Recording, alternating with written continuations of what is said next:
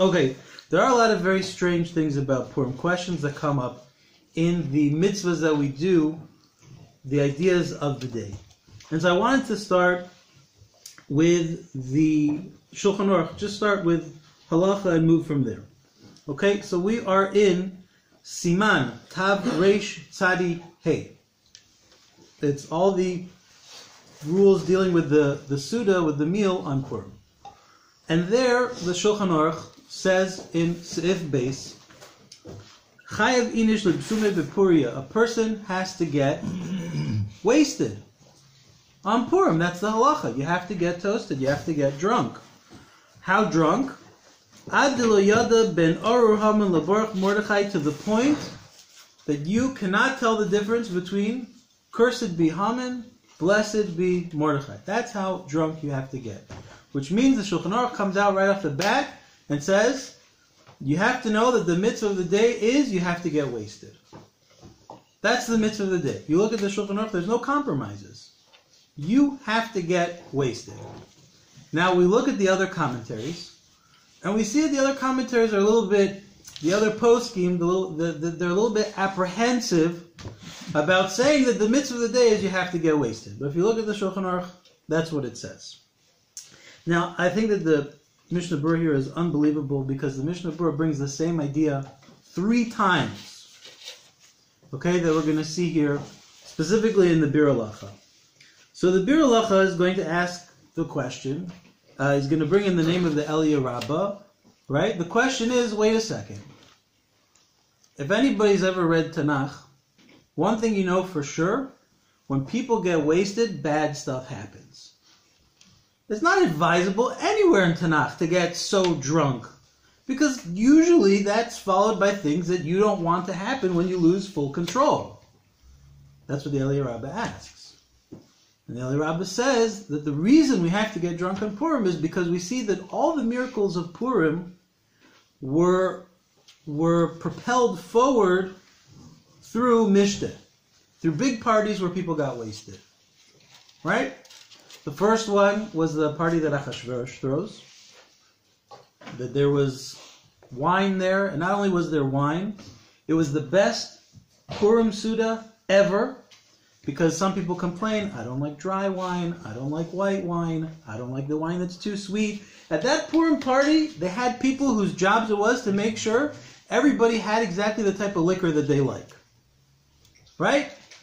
So because there were these 2 big mishtas, that one of Achashverosh, and then at the end where Esther invites Achashverosh and Haman to join her, again, in a mishtah, and because everything, all the miracles are propelled by mishtah, there's this idea of getting drunk on Purim. However, warns us, the Eliyah Rabbah at the end,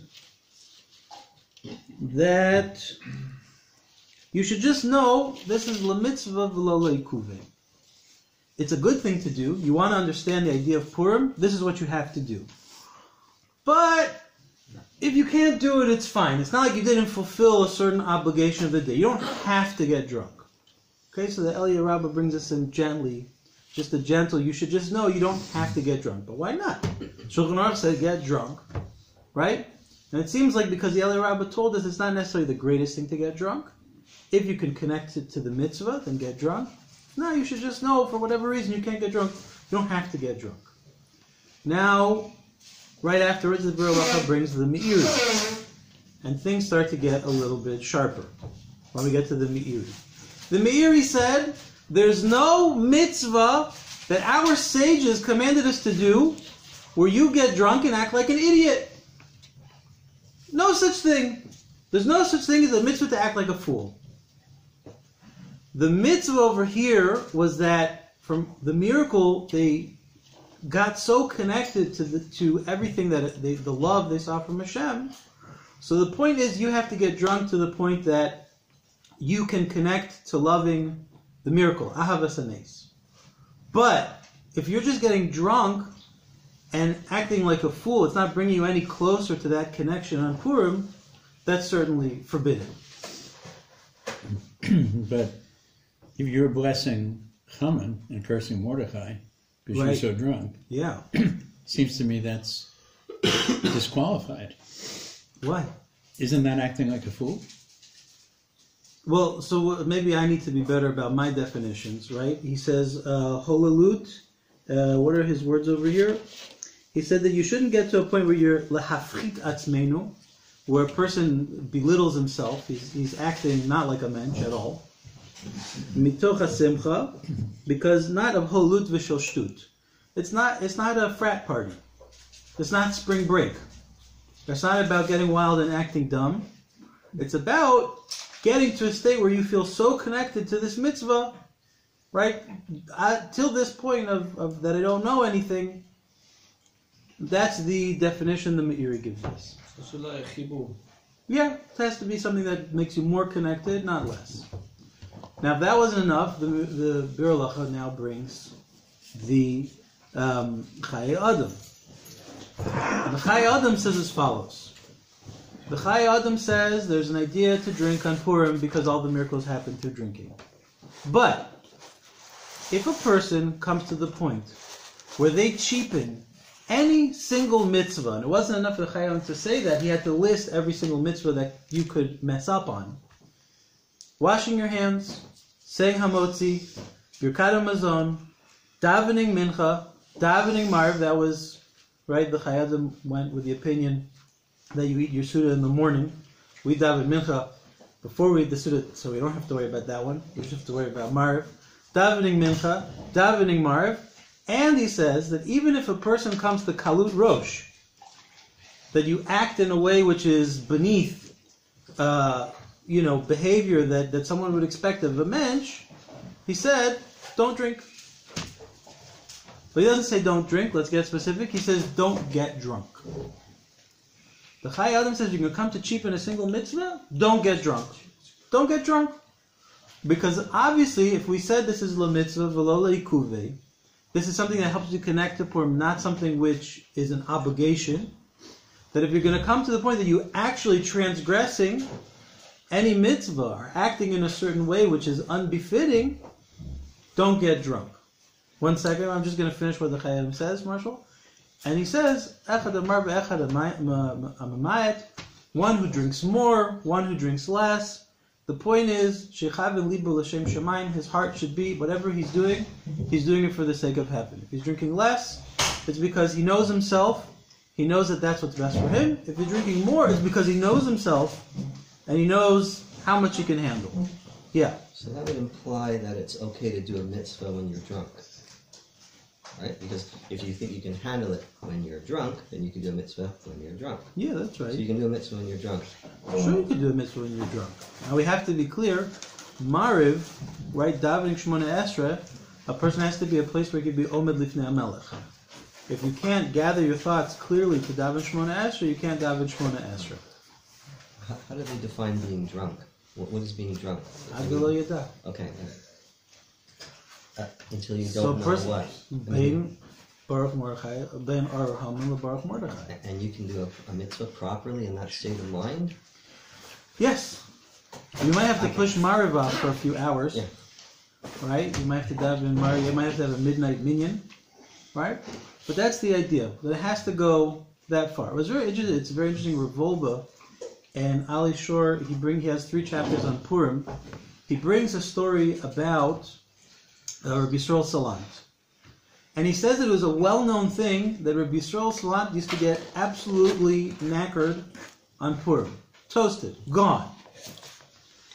And even though apparently he didn't know the difference between Ar Haman and Baruch Mordechai, he still apparently knew Kol HaTorah Kula, because everybody would gather around, because they knew that the Divrei Torah, the Torah that would come out of Rabbi Yisrael Salant on Purim, was the most unbelievable Torah of the entire year. He just became like a flowing waterfall, and everything just poured out. And everybody came to see Rabbi Yisrael Salant give over Torah when he was half drunk on Purim. Says Revolba that there was a certain gadol who came to see this. He doesn't mention who it was. And this gadol said, I would be petrified to get that drunk. Because if I was that drunk, I don't know what I would say. And so Revolba says, therefore, those were great people. Small people like us, we shouldn't do that. Rather, we should do like the Ramah. What does the Ramah say? Very interesting Ramah over here. So first of all, what do we see? That it seems like the mitzvah, lekatchila, the best way to do the mitzvah, like the Shulchan Aruch says, get totally wasted. If getting totally wasted is going to bring you to cheapen any mitzvah or way that a person is supposed to behave, you're not allowed to do it. You have to drink less. Right? We also see that the miracles happen through getting drunk, which is in itself fascinating that everything propels Purim forward is about drinking. What does the Ramah say? The Ramah says as follows. The Ramah says... Oh, we have to go back. The Ramah says as follows. That a person doesn't have to get that drunk. Right on the Shulchan Aruch, right on the heels of the Shulchan Aruch, says you don't have to get that drunk. Rather what? You should just drink a little bit more than whatever you're used to. Okay? So 2 bottles. Just drink a little bit more than whatever you're used to. If you drink a little bit, just drink a little bit more. Right? If you don't drink at all, just drink something. Because we see that there's clearly some idea of drinking on Purim because all the miracles happen through drinking. Question. Yeah. Is getting drunk on Purim considered a time-bound mitzvah? Meaning, should women be getting drunk? That's what I'm getting at. Well, like this. So it turns out that women are obligated in all the mitzvahs of Purim because Gam Hemayu Bo Sa'anis. We have this general principle that anything that includes women as well, we don't say because it's a time-bound mitzvah. Rather, since they were also part of the miracle, the decree of Haman was to kill all the men, women, and children from the aged down to the infants. And because women were part of the miracle, they're obligated in all the mitzvahs. And there's a little bit of debate in the Achronim whether that means that they're also separate from their husbands for Mishloach Manot, right? Care packages and Matanas Levyonim. There's an opinion that women should do those things separate from their husband also. There's another opinion that says that the husband can do it on their behalf. But how could they do it separate if the husband owns everything the woman owns? I mean, where's His wife's not here, he folks. no, I mean, that is true as well, but still. I mean... Meaning, what does it mean she's doing it by herself? It's actual giving, like the Netina, is it actually the giving? Or does that the money should come from her. But what money does she own? So the husband can give her money to give Matanas So the husband should Levyonim. give money separately. Sure, so that she can give her own Matanas Levyonim and participate in the miracle on her own. In the mitzvah on her own. So too, for the Suda, certainly there's an idea of Simcha. Now when it comes to Mishtet, now you're going to have another question, which is about Tznius, Kalas Rosh, right? All those sorts of things that if they're going to be, you know, things men and women mixing or women themselves acting outwardly in an overly expressive way, bringing attention to themselves, that's a whole other question. Okay, so now says the Ramah, what should he do? He should drink a little bit more than he's used to, and he should go to sleep. At the table in the middle of the Suda. Drink a little bit, go to sleep. Why should you go to sleep? Because when you're asleep, you won't know between Ar Haman, Baruch Mordechai. Now, It says at the Suda to go to sleep at the Suda. it says drink a little bit and go to sleep. Nothing with the Suda, meaning even But the whole mitzvah of Adilo Yada is about at the Suda. Simcha and Mishnah is about the Suda. It's connected to the Suda. So it's the implication from the Ramah. Drink a little bit something and pass out at the table. So you should drink though. Everybody says you should drink something if you can. You don't have to get wasted if you're going to act in a way which is an embarrassment to you or to any mitzvah. But everybody agrees you should drink something because there's an idea of Purim about drinking. Now, apparently, what we learn from the Ramah is that these ideas of drinking and Adilo Yada are not one and the same idea. They're two separate ideas according to the Ramah. Right? While everybody seems to say this Ramah is a b'di'evid, really you should do like the Shulchan Aruch. The Ramah himself seems to be saying, lechatchila, a person should drink a little bit. Why? Zecher l'nes. As a commemoration for the miracle. And then go to sleep. Why? Adilo yada. Because now I know nothing. Wow. By the way, I learned this today with the 21-year-old. He was very skeptical about this Ramah. Understand. He said, what does that mean? But because the truth is, it's a good question, because we felt like the whole Adilo Yada was somehow connected to the drinking. And the Ramah seems to see it as two separate things. There's an idea on Purim to lose your consciousness, to not know things. So now we have two very interesting questions, points about Purim that make Purim extremely unique. There's something about Purim that everything that happens is propelled by getting drunk. There's something else about Purim that there's an idea about not knowing things. Just not knowing, just losing your mind, whatever way you can do it. If it's through drinking, it's through drinking. If not, just go to sleep.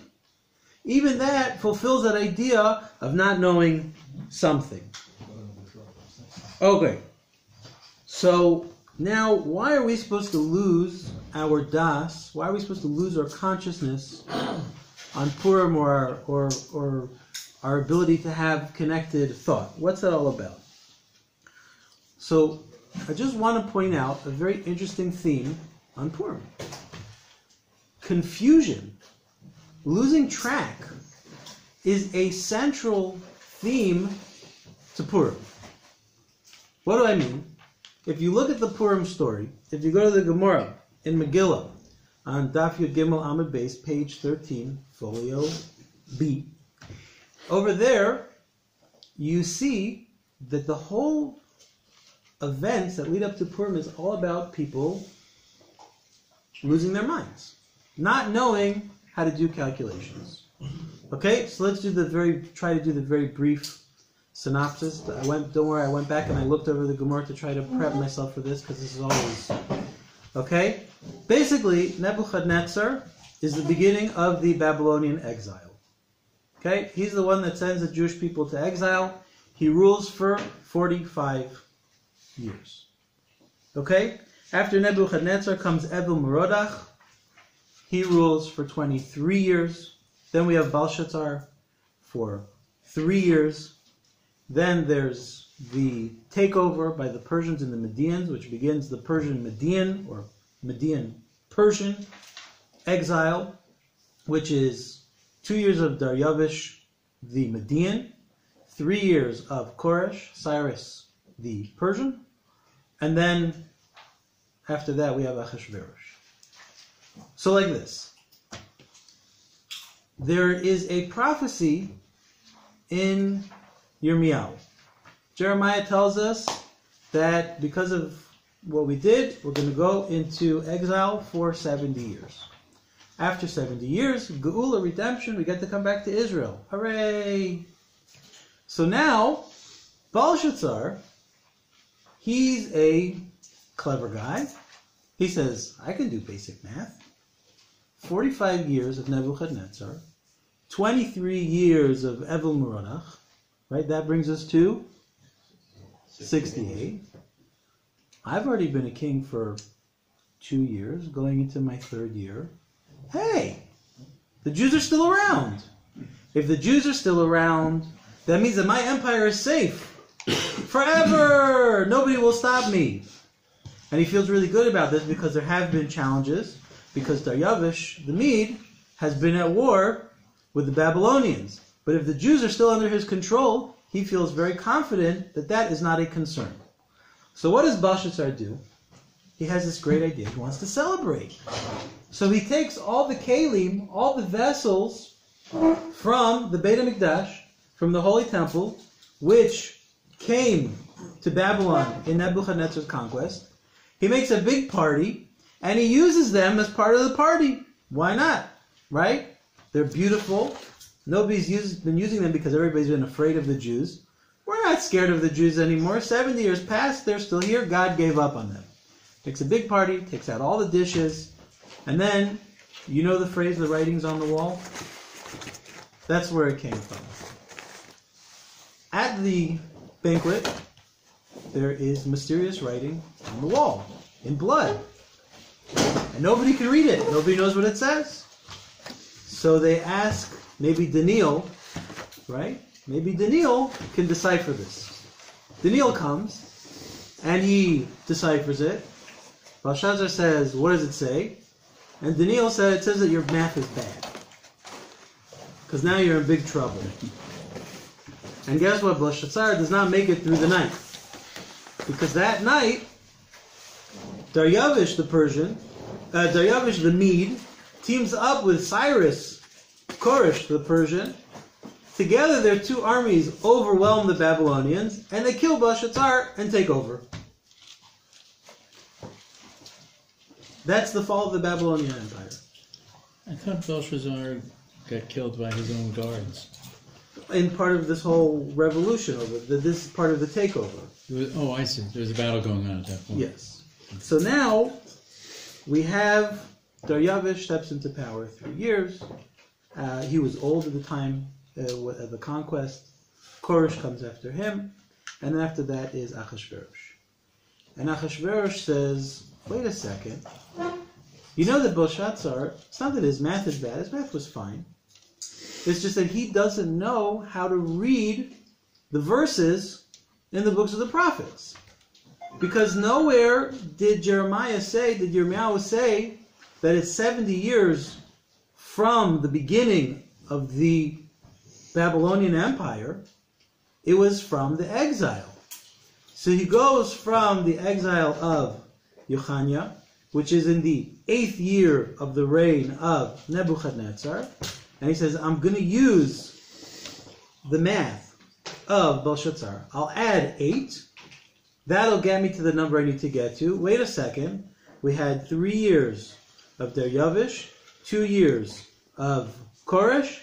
That means I only have to wait.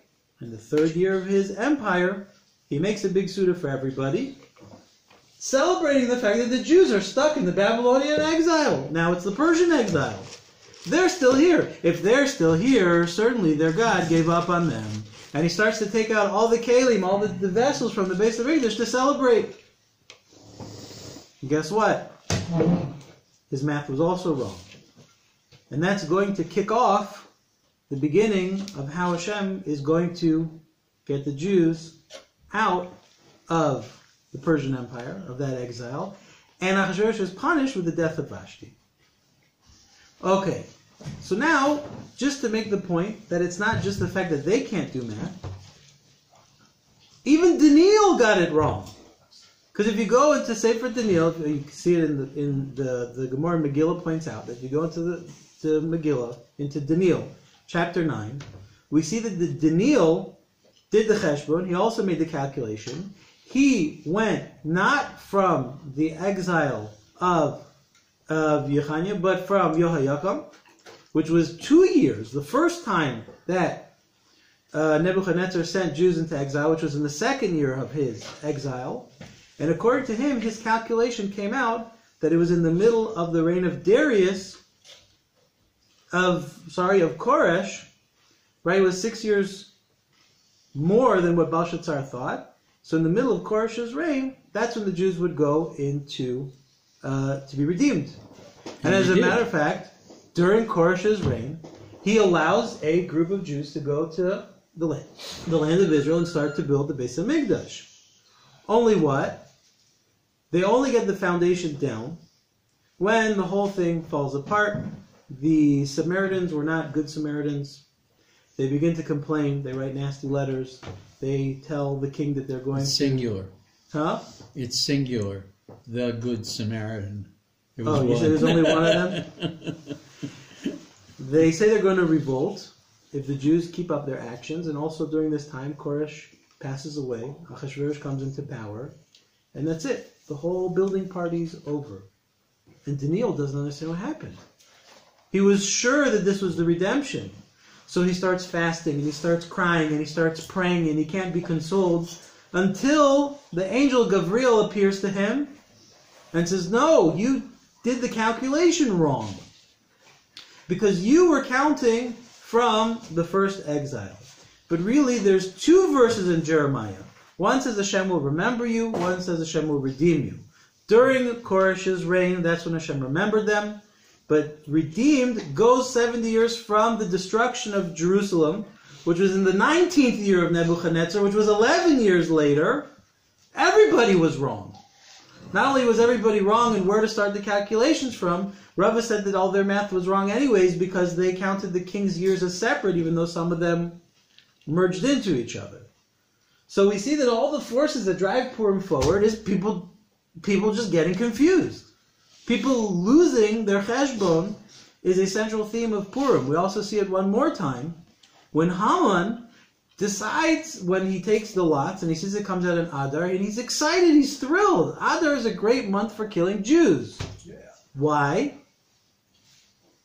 Moshe Rabbeinu died. That's the month Moshe died. If Moshe can die in Adar, obviously it's a time where Jews can die. What did Haman get wrong? He was also born. He was also born in Adar. So everything that surrounds Purim, we see that there's a central theme of losing your calculation, losing your cheshbon, losing your das, right? Getting wasted, getting toasted so you know nothing. So we see that a central part of Purim is this idea that the Ramah is connecting to, which is just not knowing. Not knowing is part of Purim. Okay, so now that we said that, we have to now ask the question, why is drinking and confusion, why are these all the catalysts that move the story of Purim forward? And in order to answer that question, we have to ask another question, which is, the exile was supposed to be what exile? What exile are we in the middle of the story of Purim? Babel ends with Belshazzar. Now we're in the second exile. Paras Madai, right? The Median Persian exile. 2 of the 4 exiles that Jews have to go through. But we see that who was the person who decreed the destruction upon the Jews? Whose plan was it to wipe us out? Amalek. Haman. Haman is a Nagagi. He's an Amalekite. Somehow, in the middle of everything, Amalek comes into the mix. How did Amalek show up in here? We're in the middle of the Persian, Median exile, and Amalek shows up. And now we have to deal with Amalek. As a matter of fact, the Maharal in Or Chadash, in the introduction, he says the reason we read the Megillah twice, once at night, once during the day, Chazal tell us, or sages tell us, it's because the Jews cried out during the night and during the day. They fasted day and night, day and night. He says there were really 2 exiles that we were dealing with in the middle of the Persian exile. There was the Persian exile, and there was the exile of Amalek. We had to deal with the fact that we were not free to do what we wanted under the rule of the Persians. And on top of that, Haman shows up, and he tries to wipe us all out. So this is a double whammy. It's a double exile. And the question is, how did that happen? Amalek is not in the list of the 4 exiles. What do I mean? Right? Our sages learn out exegetically from the first verse in Genesis in Bereshis. Bereshis bar Elokim Mitzrayim v'Haaretz v'Haaretz Haisa Tov v'Vohu v'Choshech al pnei Tehom. There were these 4 types of entropy that were happening, disorder, confusion, at the beginning of the creation of the world. There's Tohu and Vohu, which I think they translate as void and... what do they translate? Chaos and void? Chaos and void, nothingness. And Choshech, darkness. Tehom, the depths. That these 4 ideas correlate to 4 different exiles. Tohu and Vohu are Bavel and Madai Paras. Choshech is Yavan, the Greek exile. Tehom is the Roman exile. Which means that Golus, exile, is not a punishment. It's a way of the world. It's part of nature. There were no Jews. The world was being created, and already in the world was this concept of the 4 exiles. The Maharal, he has a little kuntras at the beginning of Ner Mitzvah, talks about the 4 exiles, explains this idea that because the world was created through Tzimtzum, God has to take himself out of the world. So obviously the world is lacking certain things. And those things are expressed through these four major empires. They're like the four heads of what's lacking in the world. Okay, the Maharal goes on to explain further that Bavel, the Babylonians, represent Nefesh, the spirit. Paras Madai, the Persians, represent the Guf, the body. Yavan, the Greeks, represent Seichel, the mind. And Edom is a combination of all three. It's the complete picture of Nefesh, Guf, and Seichel together. Okay, so these are certain lacks because we're distant from Hashem that we have to go through no matter what. Which means nothing bad has to happen in exile. We just have to go through it in order to fix up those things which are lacking in the nature of the world. And all of a sudden, in the middle, we went through Bavel, right? We got exiled. The destruction of the base of English, that was our fault. That's because we transgressed in the three biggies. We transgressed in the three biggies, then it's painful. If we never transgressed in the three biggies, we would have been in the Babylonian exile. Everything would have been fine. We would have gone through the Persian exile. Everything would have been fine, right?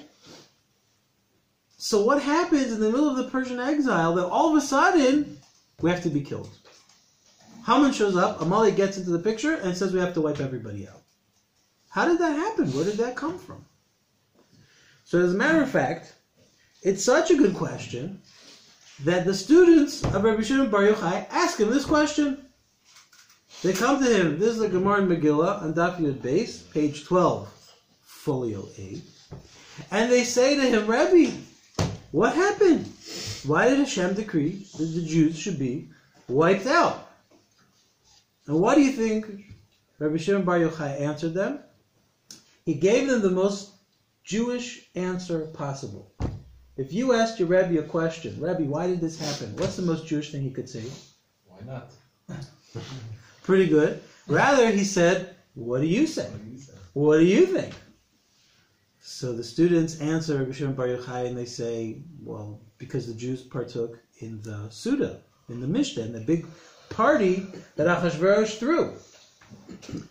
And Rabbi Shimon Bar Yochai says, if what you're saying is true, then why were all the Jews in all 127 countries, Mihodu Vad Kush, punished? That happened in one place. That happened in Shushan. Why is everybody else suffering? So Talmidim say back, okay, Rebbe, so now you say, why were the Jews being punished? And he said, because they bowed to the idol in the time of Nebuchadnezzar. That turned out that Nebuchadnezzar had this statue he would bring with him everywhere. And when he would conquer land, he would force everybody to bow to the idol. And the Jews bowed to the idol, and therefore, they're being punished. So what do we see? That it's not just part of the exile. There's a certain punishment which the Jews are being punished for by the fact that they bowed down to the idol. So that's going to bring up a few more questions. Why does the punishment have to come through the guise of Amalek? It also raises another interesting question. Because the students ask Rabbi Shimon Bar Yochai back, well, now we're going to ask you a question. If the reason they're being punished is because they transgressed on Avodah Zarah, then how can Hashem nullify the decree? We know that if you transgress Avodah Zarah, things don't go well.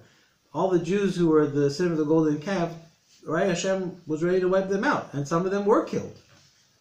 How does Hashem just wipe his hands, say you're forgiven, and move on? I mean, you have to realize in the whole Purim story, we don't see anywhere that anybody actually did tshuva. Right? After they were saved, then they did tshuva. Because they were so impressed by everything, all the love Hashem had for them, they did tshuva. But before that, we never see they did tshuva. What merit did they have to be saved? They davened. They begged Hashem for 3 days. They begged Hashem to save their lives, to spare them. If a person was decreed that you should die because of your crimes against humanity, and he begged and pleaded for 3 days, is that a reason to save him? when you're doing the tzom, you have to be thinking about what you're doing the tzom, not just We stop. don't see anywhere that they did tshuva until after the miracle. After the miracle, we're told that they did tshuva. During the miracle themselves, they begged for their lives. So Rabbi Shimon answers their question, and he says, when they bowed to the statue, they only did it superficially. They did it lepanim. They didn't want to bow to the statue. It wasn't really a avodah zarah. They didn't want to die, so they bowed to the statue, but they didn't mean it. They're anusim. They were anusim. That's one approach, at least, to that answer. Different Mepharshim have different answers as to why it was only superficial, but I think that's the easiest, most straightforward one. They didn't want to start more trouble with the person who, as it was dominating and totally overwhelming, right, their country. They didn't want to start trouble with him. We're not going to bow to your idol, right? So they bowed. So says Rabbi Shimon, because they only did it superficially, the punishment was only superficial. What does that mean that the punishment was only superficial? Haman wasn't really going to kill them. The whole thing was just a show. Whoa. So now it sounds like Hashem is toying with us. Right? You didn't take me seriously then, now you're going to take me seriously. We know that Hashem doesn't act that way. We have another question, which is, why does this whole miracle have to happen in this sort of superficial way? What's going on? Okay. So, by the way, this is also part of this goes into that question that we had, that even Purim now we see, they tried to kill us. We were victorious, let's eat. Even here, there's no war, really. Never came to a war. There was a decree to kill us, and the decree got ripped up, and the decree never happened. That was the whole point. No, the decree didn't get ripped up. There was a war. They sent out a decree that the decree is over. No. And then there was another decree that if the Jews would like to, on the day when the decree was supposed to come out, they can go out and they have free reign to do whatever they want to anybody who's an enemy of the Jews. But the decree wasn't ripped up. Remember, that was the whole point. Do you know how many non-Jews died? Not that many. The decree was to kill every single Jew, mihodu v'ad kush. 3,000 of the enemy were killed every hour for 24 hours. We're talking about 127 countries. Right. Millions of people. It was not a full-out war. The Jews were given a right. It was a one-day war. It was a one-day war, which the whole point of it is that the Jews had permission to go out and take care of their enemies. That was the point of it. It wasn't the entire 127 nations turning against the Jews. That's what it means. It was Lepanim. It was the Amaleki militia and the Jews. That's what the war was. I guess maybe. Haman's people. They were Haman's people. Certainly in Shushan it was Haman's people. That was clear. But the decree wasn't ripped up. He said he can't rip it up. Remember? They sent out another decree. Yeah, you can send out another decree that you can do what you want and you can defend yourself. But he said, I can't take back the decree that permits them to kill you. I make a decree, I can't take it back. We see there was no full-out war. They should have been wiped out. They didn't take back. He said, "I can't take back the decree." But why were the Jews not wiped out? When they came to the 14th of Adar. That's another conversation, actually, a separate one. But they defeated their enemies. They didn't have to go to war with all the nations. They did not have to go to war with all the nations. What? They did not end up going to war with all the nations, no, even though originally just with that militia. All the nations were going to go out against them. They had permission to, yeah. Okay, so the other thing that we see is that any time the Jewish people go to war with Amalek, we're always victorious in the same exact way. 3 times, right? Amalek encounters us. The first time in, we defeat him. The second time after Aaron's death. The third time in the middle of the Persian exile. Each time we defeat him the same way. Tefillah. by davening. So what is it now that we have to be punished through Amalek, and that the ultimate antidote for Amalek is prayer? That's the weapon of choice to go to war with Amalek. Okay, so now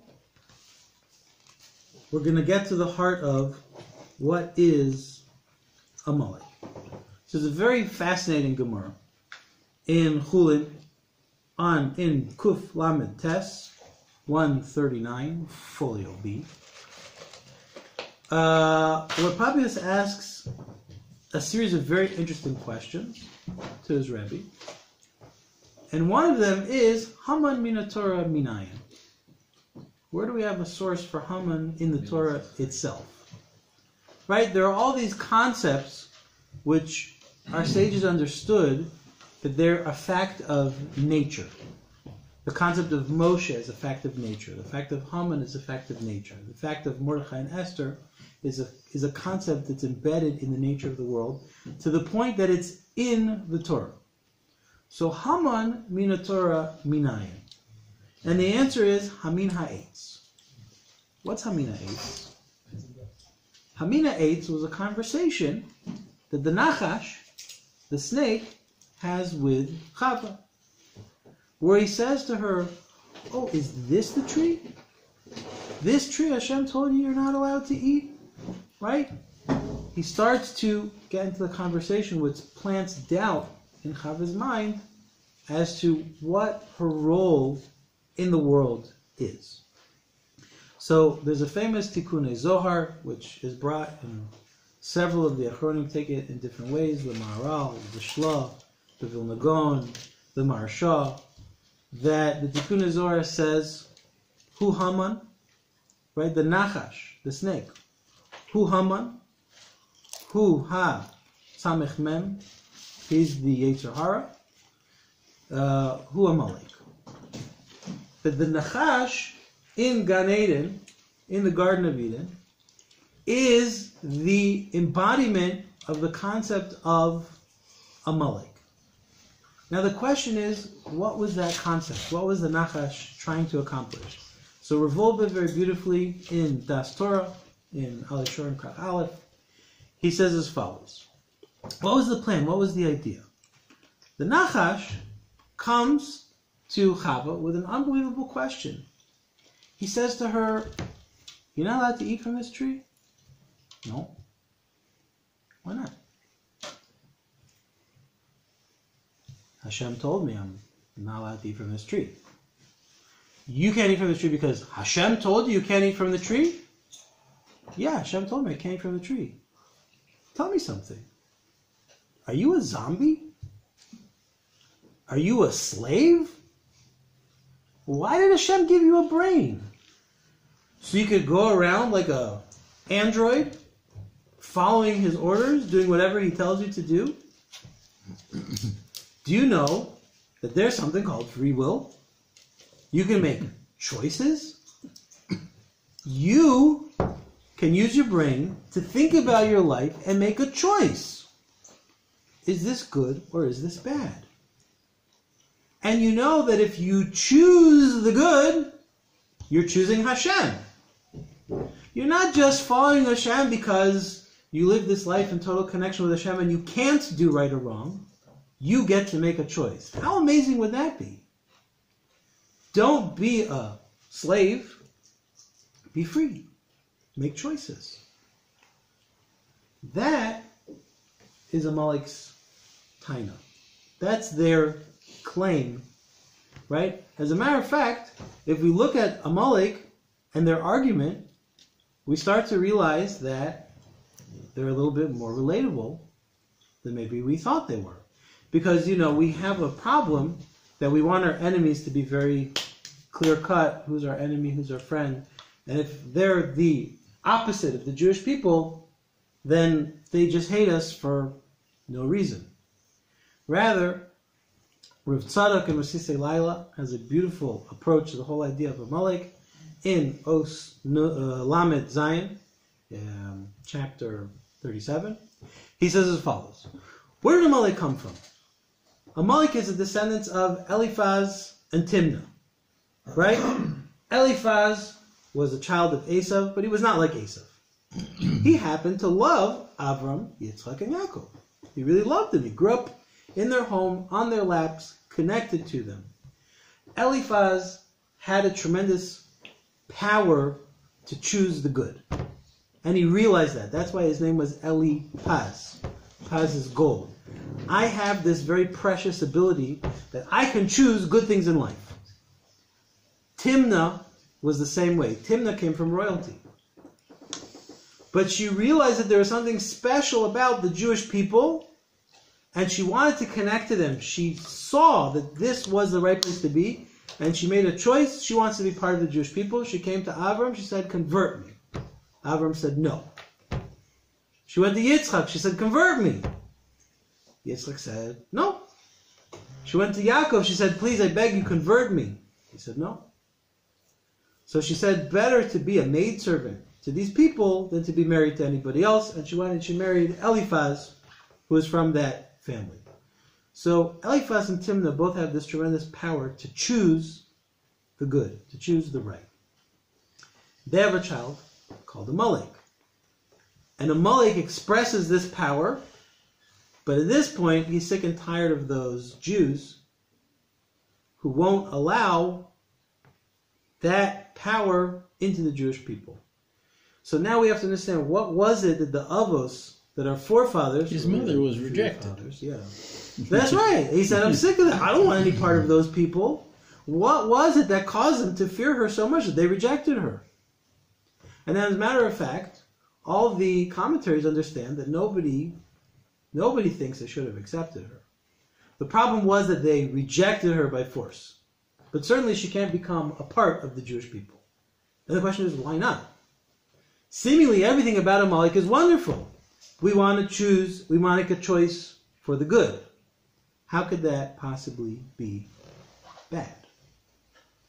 So we see that the 3 times Amalek attacks us, right? The first 2 times in the desert is right when we're about to receive the Torah.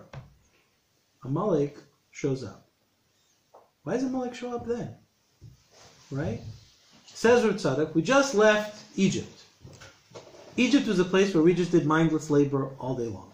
We just worked and worked and worked and worked and worked. Now we left Egypt, we do nothing.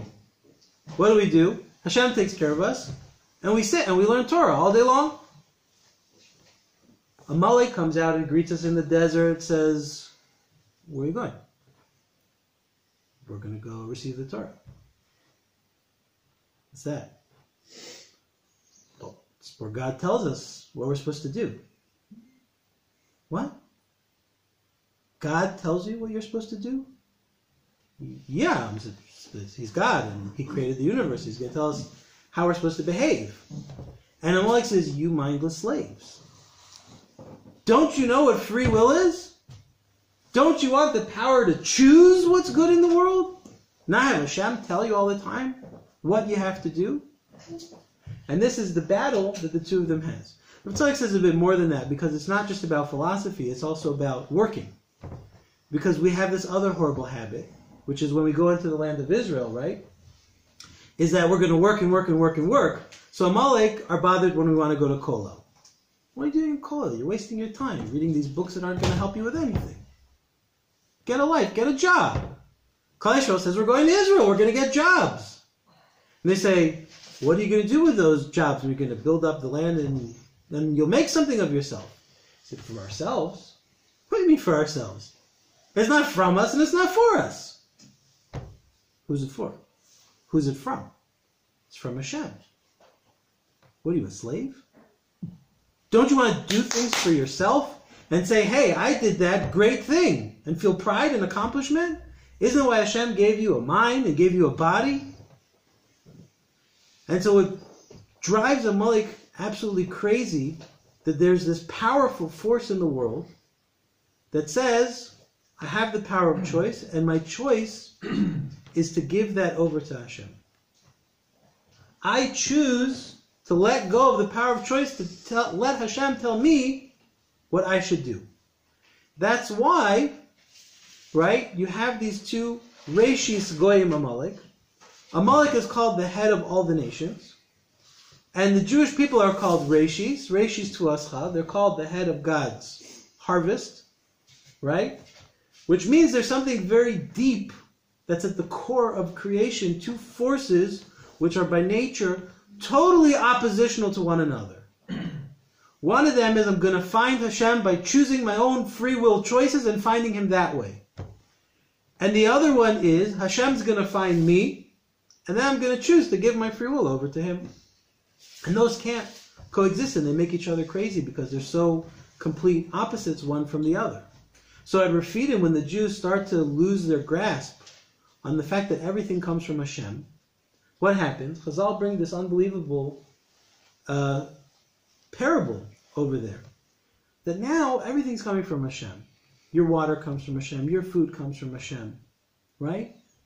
And the Jewish people started to lose sight of the fact that these things were coming from Hashem. You think if you live in a constant miracle, you'd always realize it comes from Hashem? No. You get used to whatever you have. So the Jewish people started to forget. Chazal tell this amazing parable about a father who takes his son out for a journey, and he put him on his shoulders to take care of him, to walk him, to take care of him, to protect him. And they get to a group of people, and the son says, "Hey, have you seen my father?" So what does the father do? Takes the son, throws him on the floor, lets a dog bite him. Now you remember who your father is. Which seems like a horrible parenting. Why did the father do it? Why did he throw the son on the floor? Why did he let the dog bite him? To punish him? To spite him? What does he gain by doing that? Awareness. When the son turns around and says, Tati, help me, now we have a relationship. If you don't know who I am or where I am, there's no relationship. If you forget that Hashem's in charge, there's no relationship. And if you're not on Tati's shoulders, guess what happens? Amalek comes down and says, what are you doing? Why are you doing that? And they have a power over you because you claim that everything you do and everything you choose is for Hashem. You don't even know who that is. And Amalek has this power to overcome you. How do you fight that back? How do you fight back against such a power? Moshe Rabbeinu raises his hands. And every time his hands go up, we're victorious. And every time his hands go down, we start to lose. Haimidei Moshe osim milchama. What, Moshe's hands are weapons of battle? That they win victories? No. Moshe was praying. And when Moshe put his hands up to Shemaim, all the Jews said, you know what wins battles? Hashem wins battles. We don't win battles. When all the Jews turn their hearts back to Hashem and realize that everything comes from Hashem, they win the battle. Now, the idea of prayer. I listened to a beautiful, unbelievable shiur from Rav Moshe Shapiro of blessed memory. One of those shiurim that's so beautiful it makes it painful to remember that Rav Moshe is no longer with us. And Rav Moshe says the following idea about prayer. He says, what's prayer? What is that? We all think prayer is you come to Hashem and say, I need a car, I need a house, or maybe it's Purim. Save me, don't let the dog bite me. Rav Moshe says that's not the source. That's not the core of what it means to pray. In the beginning of the creation of the world, there are two waters. And Hashem it's one water, and Hashem has to separate it into two. Upper waters, which are going to be more connected to spirituality. Lower waters, absolute physicality. And the waters cry out, Hashem, what are you doing to us? Why are you pushing us down here? We want to be up there with the other waters. And they ask Hashem to let them go back up. And Hashem says, no, you can't. Your job, your role in the world is to be down here. And the waters are always desiring to go back up. Says Rav Moshe Shapiro, look at the world. Where do all the waters in the world come from? Springs. These deep underground springs that push water up into the world. Water pushes against gravity. It wants to go up. You have steam, fog that rises from the ground. In a sense, Hashem allows the waters, the lower waters, to fulfill slightly their desire to move closer. The ultimate desire of the water is to reconnect to the upper waters.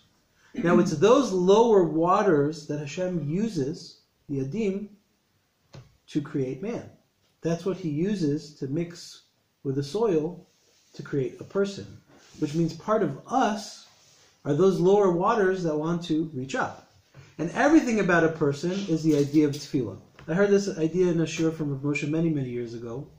It's still a mind-blowing idea. There's a concept in gematrias where you can look at the letters, and you don't look at the parts of the letters you see the hidden aspects of the letters. How does it work? So we have the word Adam, and Adam is made of 3 letters. Aleph, Daled, Mem. So now Aleph is spelled Aleph Lamed Pei. Great. We're going to take away the Aleph, that's the revealed part. The Lamed Pei, that's the concealed part. Daled, Lamed Tav. Get rid of the Daled, leave the Lamed Tav, that's the concealed part.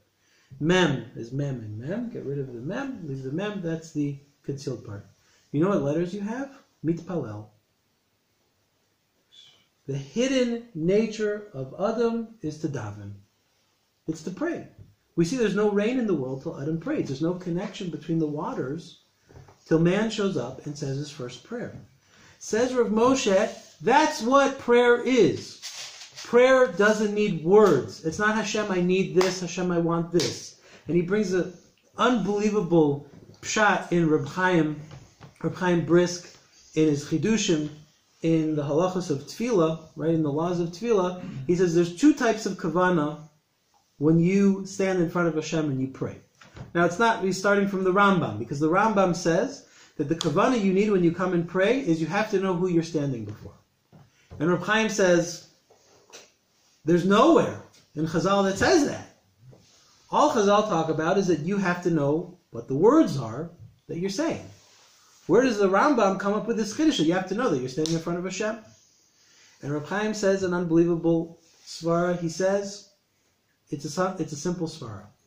If you don't know you're standing in front of Hashem, you're not davening. What does it mean to pray? It means you're having a conversation with Hashem. If you're having a conversation with Hashem, you have to know what you're doing. And if you don't realize you're standing in front of Hashem, you're a misasik. You're someone who's doing something with no intentions behind it whatsoever, doesn't count. Says Rav Moshe something unbelievable. Wait a second. According to Reb Chaim, I have to know that I'm standing in front of Hashem. But according to Chazal, I don't actually have to know what words I'm saying. I can still pray, and even if I don't understand what the words I said, it counts. Maybe the first bracha, right? Maybe the first bracha I have to know the meaning of the words. But other than that, if you forget, you stop paying attention to what you're saying, your prayer was accepted. It says Rav Moshe, what kind of prayer is it if you didn't say anything? What's a prayer where nothing was said? He says that's the essence of prayer. That's the core of prayer. Prayer means, Hashem, I want to connect to what I really am. The lower waters, I want to connect. I want to get close. I want to touch. I want to reconnect with my source, with my essence, what I really am. I know this is not the real me. Man comes into this world. This is not the real me, but I have to be here. But I really want to connect to that essence. I want to be connected to my neshama. I want to be connected to the Kisei HaKavod, to Hashem's holy throne. Right? That's what prayer is. Prayer is a moment where you have a chance to stand and connect to your essence. But it only works if you know why you're there or what you're doing. That's at the essence, that's at the core of all prayer. That's where the Jewish people can reach all the way up to the reshis, to the source of the concept that Jewish people have to exist even before the world is created. Right? Because those are the 2 reshis.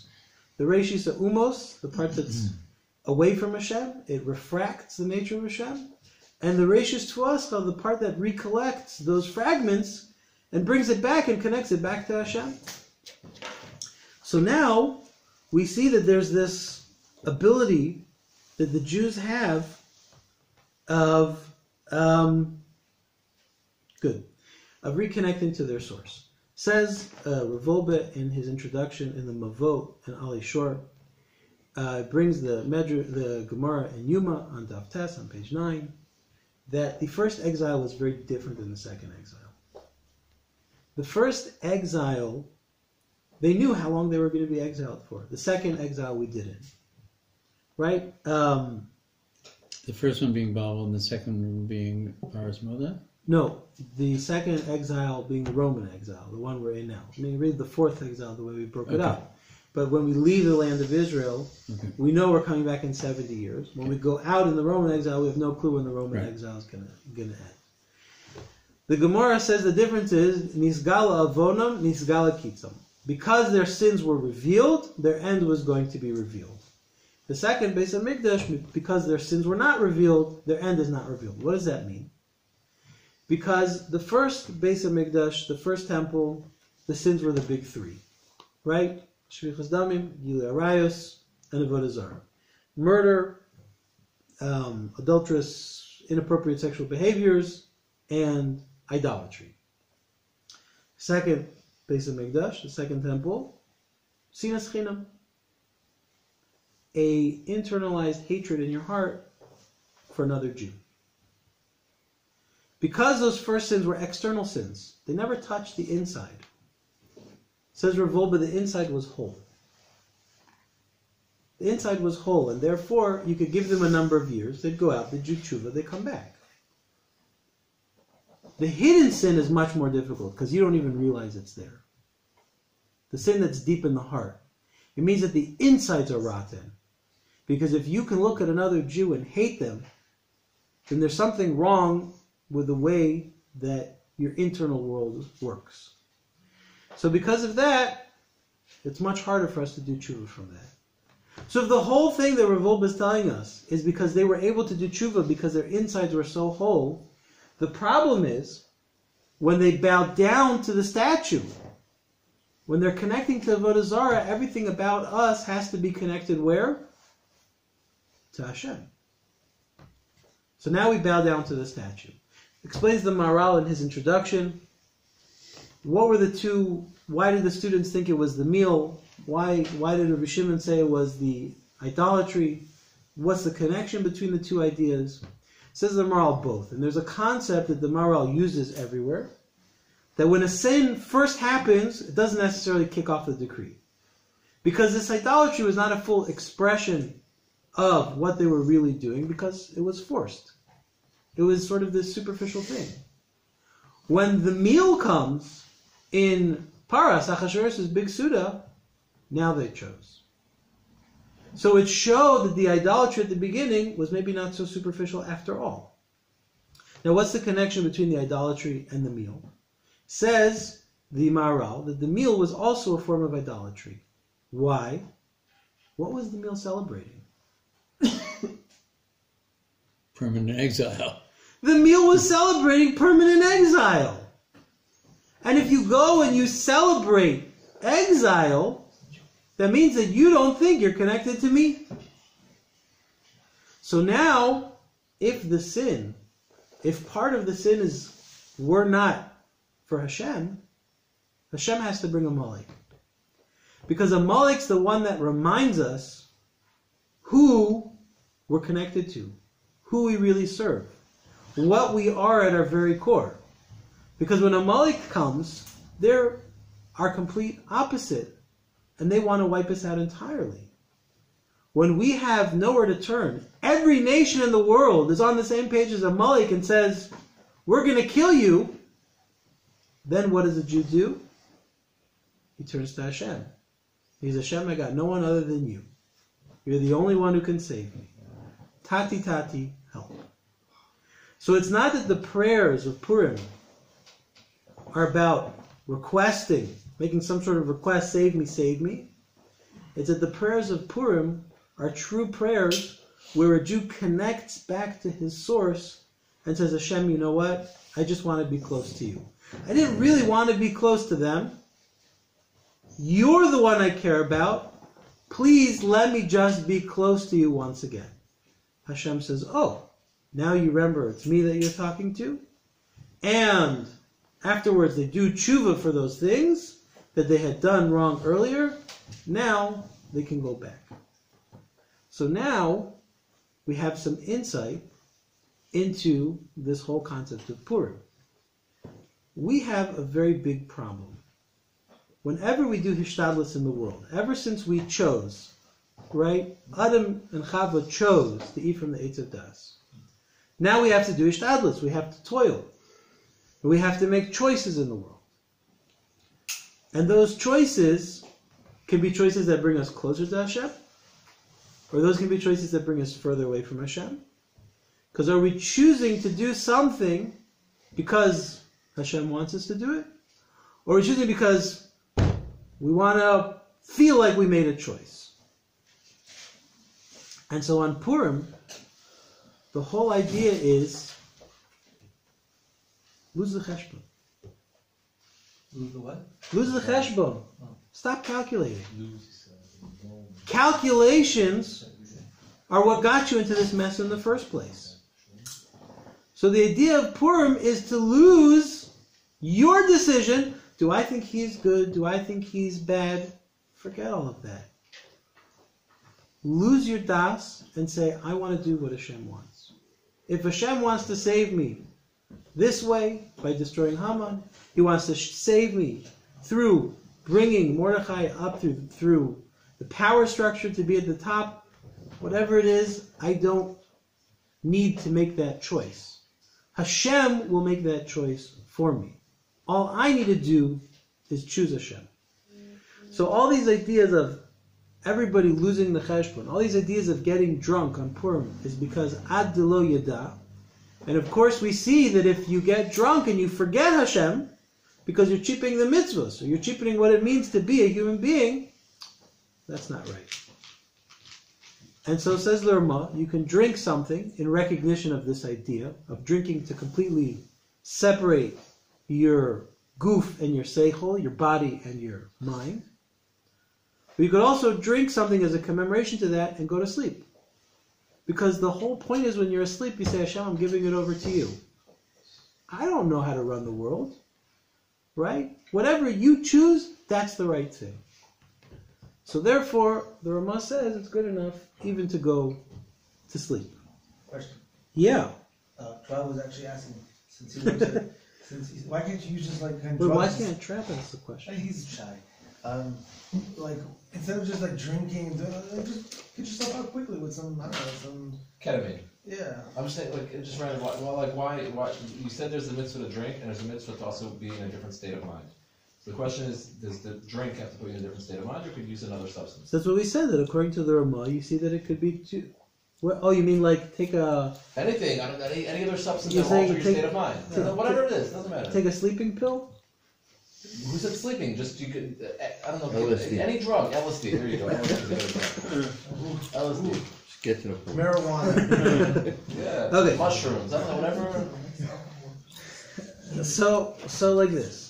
We see that according to most of the Meforshim, the way to do it is through Mishta, because that was the way that it happened in the time of the miracle. You're asking a whole other question, whether any of those things are permissible anyways through halacha. It's actually I'm not asking that question. I was curious if you didn't. I know. No, it seems like there were two separate things. It seems like there was an idea of drinking out of the out of the celebration, Right. and then of changing your state of mind. But, That's right. Okay. Absolutely. Isn't it actually really through wine more than just drinking? It's all In fact- the poskim mention wine specifically. Wine goes Although in. it's interesting because right, there's a nature of okay.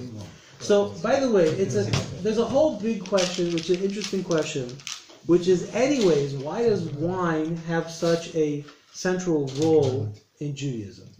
And if you want, I actually have a friend of mine actually has a whole shiur that he did about that, comparing wine and marijuana. Interesting. You probably find it interesting. I sent it to you. That's not a shiur we're going to have right now, but we do see that there's something about wine more than any other type of alcohol. We talk about wine. We don't talk about just Hennessy or hooch. I thought it was more matsuri back then, wine. Well, yeah, beer. Why? You can make beer. wine out of anything.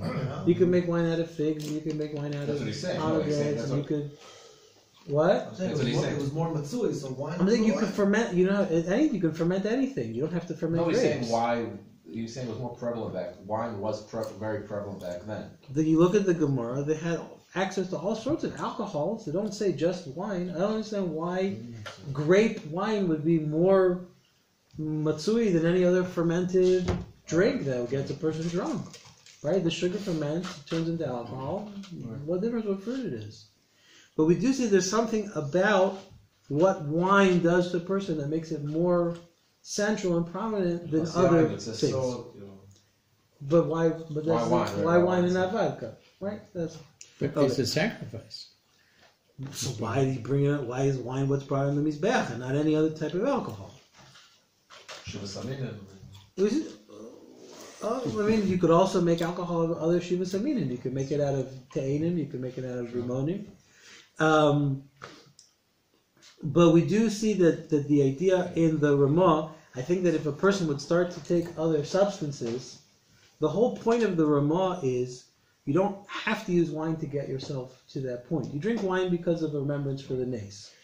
And then you go to sleep, because if you start doing tripping acid or taking LSD or other things like that, then you're probably not going to be in the appropriate state of connecting to the mitzvah and to Hashem in the moment, because, not speaking out of personal experience, but I can't imagine that Natilas Yadayim and benching and all those things are going to go so great. Right. If yeah, so that was the whole point of the Ramah. That the ideas aren't necessarily the same idea. You could drink as a remembrance of the miracle, and then you can go to sleep to lose your das, because the whole point is, Hashem, I'm giving it over to you, right? You do what's right, and then that's good for me. So the final idea that I just wanted to go back to is the Maharal says one more beautiful thing, even though he doesn't explain it out. It's something that everybody can think about over Purim. The Maharal says that the big question is, you look at all the holidays, there's no such thing as a holiday in Judaism where there was no miracle. Open miracle. Everything, even Hanukkah. If you're going to say it because the way of nature and has to go through nature, but Hanukkah also, you had this battle, and then we had this miracle of the candles that burned for 8 days, and on Purim there's nothing. Says the Maharal, the miracle was so great, and the pain that the Jewish people were in was so big, they were in 2 gulluses, 2 exiles. Why is the whole miracle hidden? And the Maharal says something extremely profound, which needs a lot of thought, which is the miracle was so deep that it couldn't be an exposed miracle. It had to be a hidden miracle. Because everything's about connecting back to the root. I think the idea is something like this. A miracle, an exposed miracle, happens when something in nature goes off the rails, and Hashem has to act outside of nature to put things back on track. This goes deeper than that. It preempts, it's part of the Reishis. It goes at the very core of what it means to have a relationship with Hashem that's even before the creation of nature. It's at the very heart of the relationship. So because the relationship is so deep, what's happening on Purim is about this connection at the source. That at that point, you don't need to see anything. Nothing has to happen out of the forms of nature. Everything in nature conforms around that. It's fascinating what you're saying, because the other part of Purim is it connects to Sinai. Yeah, because we re-receive the Torah. Yeah, Just like an Amalek leads us to the and first, accept it this time. and this time we did it through love. Yeah, Because, right, that's how we really wanted is to the receive source. it the first time. in a sense. But when Hashem comes down to the mountain, what are you going to do? It's a little bit overwhelming. But if you can find your way to reconnect without having to have that, then you can do it through love. And that's the very powerful way of doing it.